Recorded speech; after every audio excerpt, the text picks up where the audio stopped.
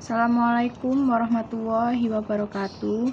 Pada kesempatan kali ini, kelompok kami akan mempresentasikan submateri atas mata kuliah audit investigasi mengenai interview investigasi.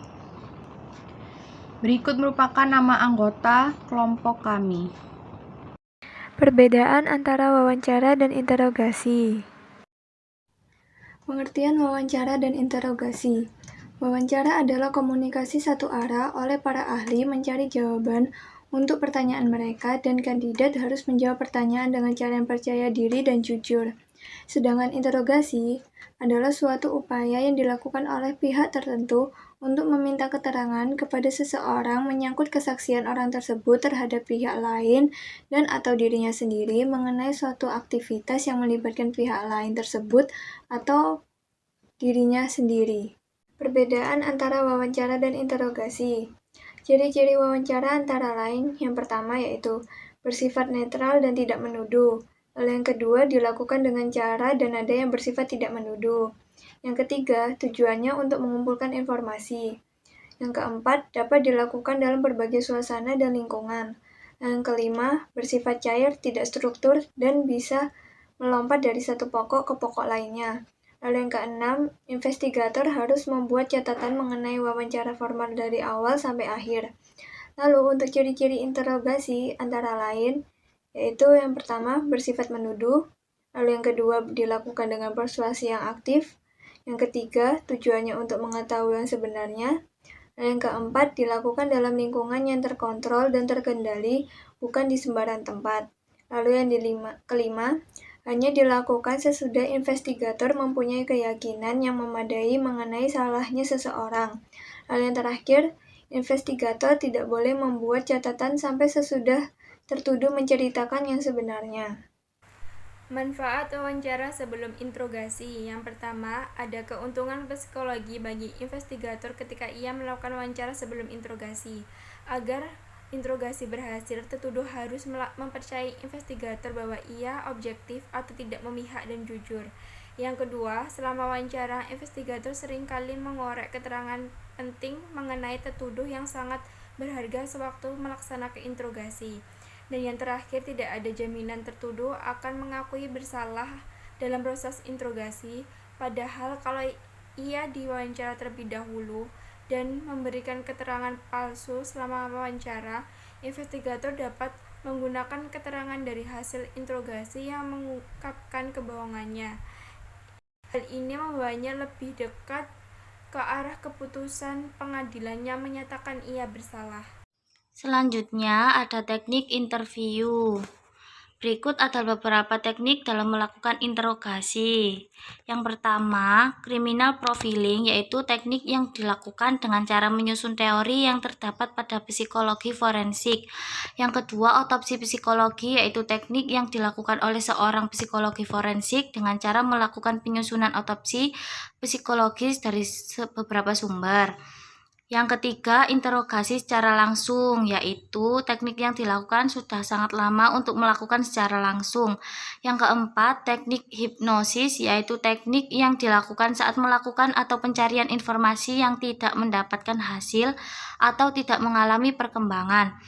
Yang kelima, teknik wawancara kognitif, yaitu pertama kali dibuat oleh Ron Fisher dan Edward Keysilman pada tahun 2002. Yang keenam, sensory bombardment, yaitu teknik interogasi yang dilakukan dengan cara subjek dipaksa untuk merasakan sesuatu.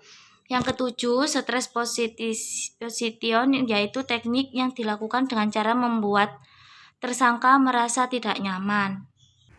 Verbal dan non-verbal behavior.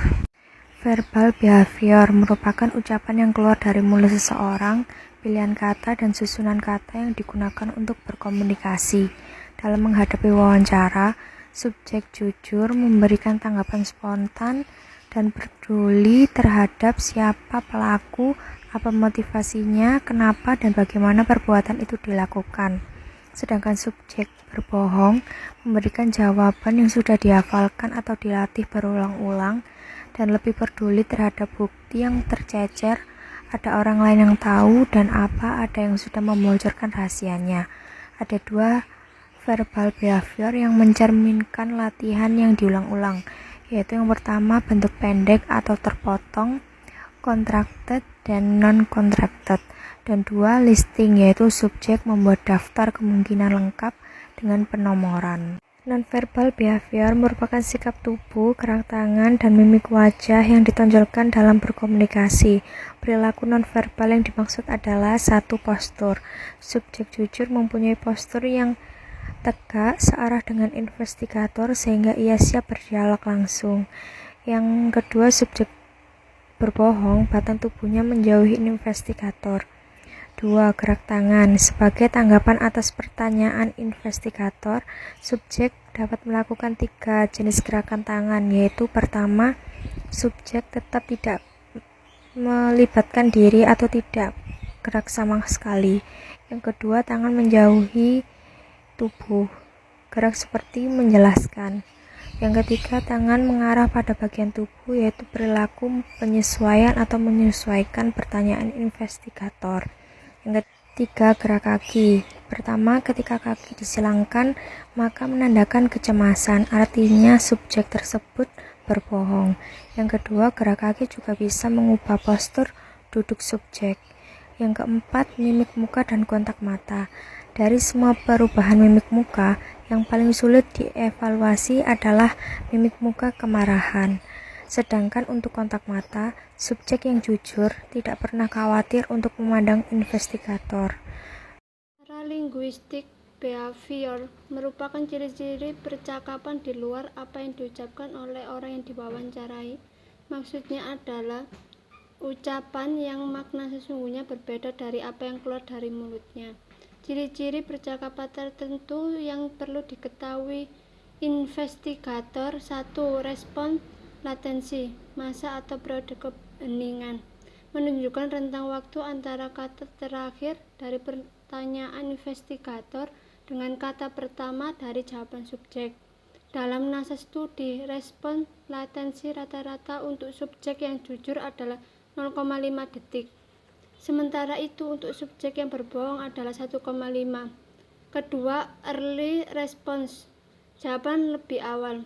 Umumnya jawaban lebih awal merupakan reaksi dari subjek yang jujur dan terlanjur gugup pada awal wawancara. Subjek yang jujur akan mengulangi jawaban yang lebih awal tadi yang saat investigator menyelesaikan investigator. Ketiga, respon length, panjangnya jawaban. Secara statistik, penelitian menunjukkan bahwa subjek yang jujur memberikan jawaban yang lebih panjang dari subjek yang berbohong. Yang terakhir adalah kesimpulan. Seringnya seseorang memaknai wawancara sebagai interogasi membuat arti makna keduanya sama. Namun pada intinya, wawancara dan interogasi merupakan 2 hal yang sangat berbeda. Wawancara itu lebih bersifat netral, tidak menuduh atau non-accusatory, dan bertujuan mengumpulkan informasi-informasi penting, sedangkan interogasi bersifat menuduh atau accusatory dan bertujuan mengetahui yang sebenarnya. Yang sebenarnya ini seperti apa peristiwa yang terjadi, siapa yang melakukannya, dan berapa jumlah atau nilai fraud yang sebenarnya, dan seterusnya. Sebelum melakukan interogasi, investigator biasanya akan melakukan wawancara terlebih dahulu. Hal tersebut guna meyakinkan kepada tertuduh jika investigator adalah seorang yang objektif atau tidak memihak pada siapapun dan jujur. Selain itu, wawancara dilakukan guna mengorek keterangan penting yang sangat berharga dan memberikan bukti atau pengungkapan kebohongan atau kebenaran.